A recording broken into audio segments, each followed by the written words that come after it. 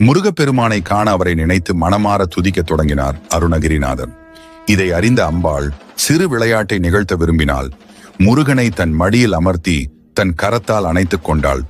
அருணகிரிநாதரோட பாடலுக்கு எழுந்தோடி வர முடியாமல் அன்புக்கும் பக்திக்கும் இடையில் அல்லாடினார் முருகப்பெருமான். இந்த காட்சியை அருணகிரிநாதர் தன்னுடைய மனக்கண்ணில் தெரிஞ்சுக்கிறார். தன் பாடலோட முறையை மாற்றி பாடுகிறார். மயிலாடி வர அதில் நீ ஏறி என்னை வந்து காக்கும் வேண்டும் அப்படி என்று பாடுகிறார் அருணகிரிநாதர்.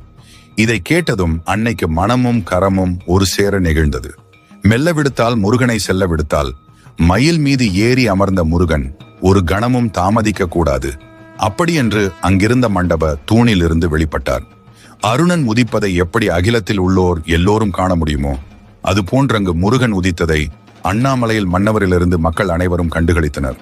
கம்பத்திலிருந்து வெளிப்பட்டதால் திருவண்ணாமலையில் இருக்கிற முருகனுக்கு கம்பத்து இளையனார் அப்படிங்கிற பெயர் வந்தது.